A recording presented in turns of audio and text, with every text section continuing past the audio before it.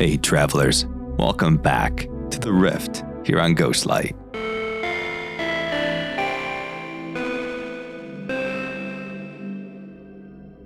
Now in this episode, that's the 9th episode of The Rift, we'll be reviewing the No Man's Sky news for the week of February 18th, as well as breaking down the lore associated with the Omega expedition.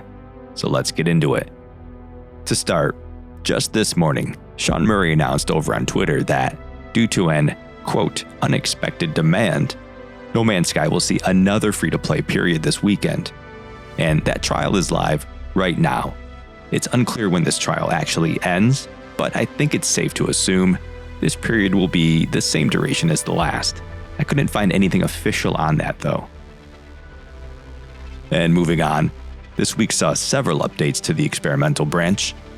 Monday's update included some crash and bug fixes, a fix to customizations when transferring between modes that's in and out of the expedition.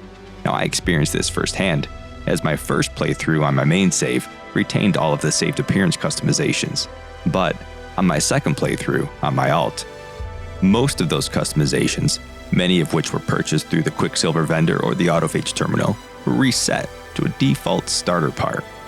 And no worries, a fix is on the way once testing has concluded. Many of Tuesday's fixes were focused on the pirate dreadnoughts. There were some issues in how these freighters functioned while owned by a player. Now these fixes included that freighter being able to be destroyed and fragmenting and duplicating over and over again, as well as firing on its owner. And then yesterday's updates just seemed to expand on the updates from earlier in the week. The pirate dreadnought appearances, issues transitioning between modes, and various crash fixes. Also, since starting this video, we've seen another update to both the internal and experimental branches.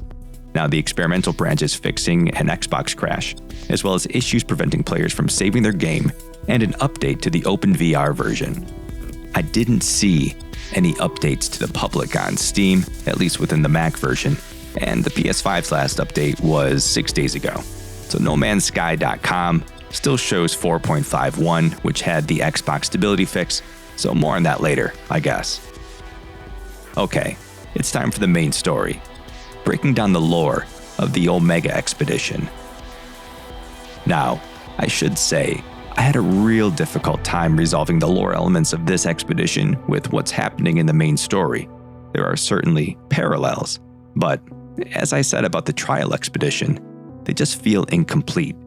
And I think there's a good reason for that. But let's dive in first.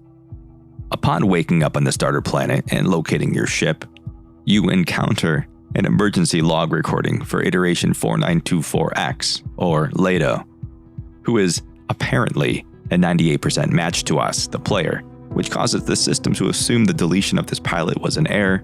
It would seem the ship once belonged to Leto, who matched our biosignature but not the signature of our exosuit, which is interesting because they, like all travelers, are just different iterations of one another, Telemon.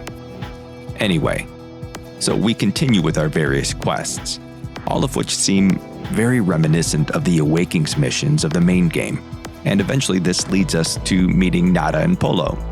Again. And interestingly, the interaction with Nada is nearly identical to the main story.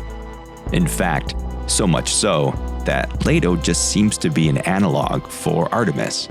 And before realizing this, I found myself paying close attention to every detail in the dialogue around Leto, thinking that there must be some significance. Like the talk about how highly improbable it was to be lost to the anomaly, and as significant as this may have seemed for the character of Leto, it actually plays out verbatim to the dialogue that kicks off the Artemis Path missions. And this one fact really opened my eyes to the glaring truth. This clearly wasn't part 404 of a story arc we've been waiting for, not that any of us thought it was. This was actually a watered-down version of the extended main story of No Man's Sky, curated for a new crop of players experiencing the game for the first time. Now, this whole experience was an abridged demo version of the game that can be played separately without interfering with the continuity of the actual story should players choose to play beyond the free weekend. Take our first interaction with the Atlas, for example. Unlike our first interaction with Nada, this is completely new dialogue. But despite this, it doesn't actually say anything we didn't already know. Now, some of the same tropes are there: screaming, submission, refusal. But unlike our interactions with the Atlas of the main story, we see a hint of the Atlantid in a flicker of purple. Something that would otherwise take an additional tens of hours of questing and gameplay during the main game. Now, this one block of dialogue, while in keeping with some of the themes of the usual story, jumps us from awakenings to echoes with one quick interaction. But even at that, there's still more exposition to be had as the Atlas sends us off on a quest to encounter various memories, displaying that, yeah, it's a computer, and we're a subroutine whose memory is fragmented, then overwritten, then corrupted, then breached. And with each of these memories we experience, it seems that the Atlas is showing us a new aspect of the story that No Man's Sky offers. The beauty of exploration, the dangers of the first spawn, the death that comes shortly after, and meeting the gaze of an aberration. But even with these cryptic encounters, there's still nothing new that's revealed. All we've really seen is an abridged rehashing of the main plot of No Man's Sky, true to the game's cryptic and at times confusing storytelling style, but with no real value add for existing players. Now, we do have a brief interaction with Polo while looking for the grave of a lost traveler, during which they add Leto to a list of traveler friends such as Ariadne, Helios, Artemis, and us, the player. And this does little more than establish Leto as an official iteration among a list of already known iterations from the main story. Then finally, we get to a sunken freighter, and here we get direct dialogue from the Atlantid speaking to the Atlas. Now, this comes from a freighter called the Memory of Gravity, which is aptly named considering the previous memories we've encountered, and here the Atlas speaks of searching the archives through pain and blood for Leto. Interestingly, the Atlantid accuses the Atlas of complacency for the well-being of its own children, that is, us, the travelers. The Atlantid also vows to shelter the next traveler to fall, speaking of gathering themselves and returning in stellar magnitudes.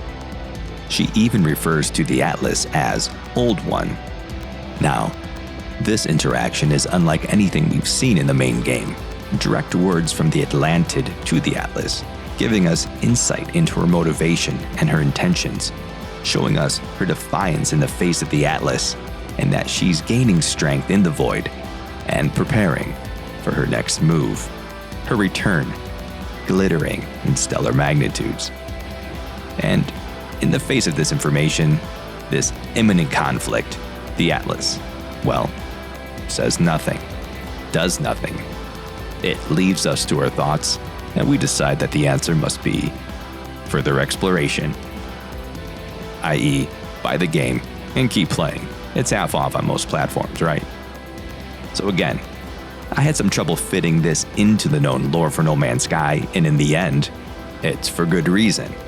This is a canned adventure with a more easily digested plot to ease new players into the lore of No Man's Sky. As a standalone adventure, it serves its purpose to catch up new players coming in during the free weekend to the main continuity of the game, in hopes that maybe they'll continue playing once the weekend is done. Now, will we hear from Leto again? Well, time will tell. I can say, I went back and I played the main game once again just to look over changes to the story, and nothing. Everything is the same. Now, it is possible that the events of Omega could be rolled into the main story in some small way, much in the way that the construct from Singularity was introduced in Echoes. So perhaps we'll hear from Leto again. Maybe when the Atlantid returns, glittering in stellar magnitudes, and hopefully new space stations. Am I right? And that's it. I hope you enjoyed this episode of The Rift. Join me on Sunday afternoon, 1:30 p.m. Eastern Time, as I sit down with a who's who of No Man's Sky content creators for a state of the lore as we decrypt the past, discuss the present, and speculate over the future of the story of No Man's Sky. It'll be a good time.